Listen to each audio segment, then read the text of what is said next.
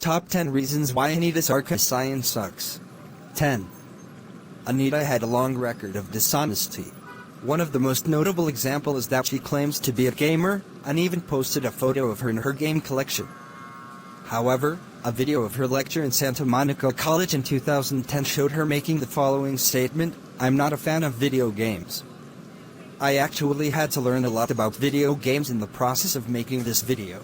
Another example is during the 2015 E3, Anita posted a photo where she held her attendance badge with a promotional ad of Persona 4, Dance All Night portraying Rise Kajikawa attached to it, to make it look like it's part of the badge, and commented, "Of all the images they could have chosen, it's unfortunate that this is the one attached to every # E32015 attendee badge."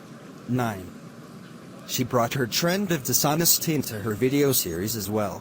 A notable example is in her Women as Background Decoration video, in a clip of Hitman Absolution where Agent 47 was killing strippers, and Anita claiming the objective was to kill innocent strippers for a perverse pleasure.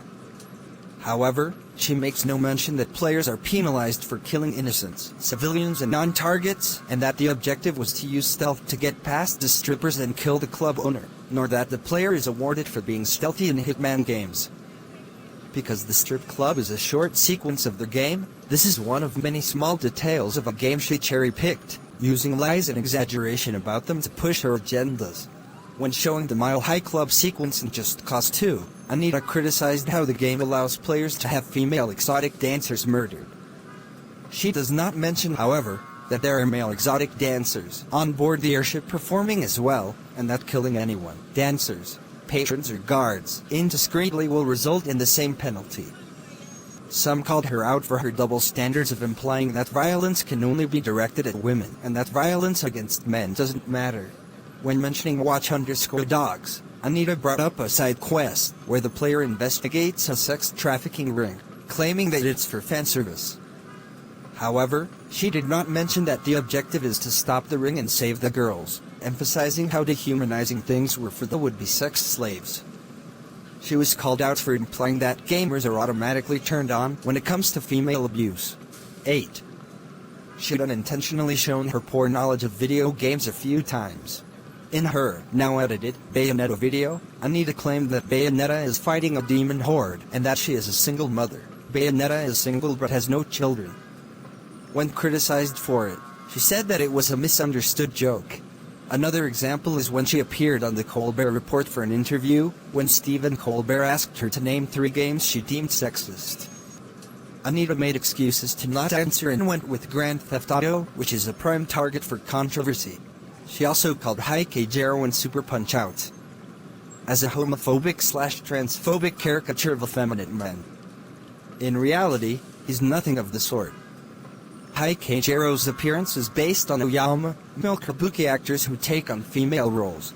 She has also stated that Princess Peach of the Mario series is sexist for being a damsel in distress stereotype, without realizing that's supposed to be her character, and plus she has got to be a playable character in many games, even getting her own game titled Super Princess Peach. And once she labeled Miss Pac-Man as sexist, stating she was a female clone of Pac-Man, when she's nothing of the sort. 7. Many, if not all the gameplay footage shown in her Tropes vs. Women in Video Games series are actually used from other Let's Play videos without properly crediting them. 6. Anita's researching is very lacking, usually by making her conclusions beforehand, then analyzes cherry-picked game content without the context that validates those conclusions while ignoring any other content with or without the context that invalidates those conclusions. She seems to be more interested in proving her biased assertions than legitimately analyzing aspects of gaming. 5. Likes to make one-sided rants such as the euthanized damsel, where female characters get put to death to spare them from more pain. However, this happens just as frequently, if not more, to male characters. 4. Double standards. Not too different from typical social justice warriors, she very often complains about how sexualizing women in games is sexist, while ignoring the fact that male characters also get a lot of sexualization. 3. Anita shows an inability to take even the slightest form of criticism, claiming that her refusal to respond to legitimate critics is because there are no legitimate critics, and all negative commentaries are purely harassment and misogyny. white knights who defend her like to repeat an untrue claim a lot. Most of Anita's critics consider her hostility towards criticism being that she has no counter-arguments nor can she make any. This is further confirmed by the statement she gave at the UN Assembly. Even further confirmed by the events of VidCon 2017. Not only was Anita upset merely by the presence of her critics, but she also insulted Carl Benjamin by calling him a garbage human, despite the fact that Sargon did nothing but listen and record and demand to have him removed. She also refused to answer even the simplest of questions such as, "Do you really believe in what you say?" And now Anita Sarkessian says, pointing out that she harassed Sargon and others at VidCon is gaslighting, one of the most psychologically damaging types of harassment. Furthermore, comments and ratings are disabled on all of her videos with the excuse being that Anita's been subjected to threats, misogynistic and anti-Semitic insults. It should be noted, however, that while the chances of actual trolling exist are rather high, any video with high view rates will receive them. 2. Claims that she has been receiving death threats and rape threats, however many speculate that her threats are forged.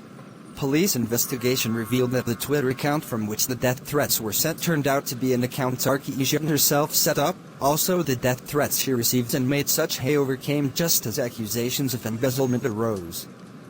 According to Ian Miles Cheong, not even Crash Override Network found any harassment directed at Anita by Gamergate at least. 1. Speaking of embezzlement, many accuse her of being a con artist who used most of the money donated to her to make videos on personal items. Anyone who kept an eye on Anita Sarkessian have noted that her wardrobe has took a noticeable uptick in quality. She's started driving a new $50,000 sports car, and moved from the two-room walk-up to a newer, more spacious and luxurious house. Yet the quality of her videos barely improved despite receiving more than $160,000 in funding, despite asking for $6,000. But even that is rather excessive considering her videos' content involve only some gameplay clips and her talking, which is something she'd been doing for free for some time, especially considering that most of her videos are low-budget ones that don't require any advanced editing techniques. In addition, many of her promised videos were either never made, or made at an excruciatingly slow rate. It took an average of more than 100 days for her to upload a new video.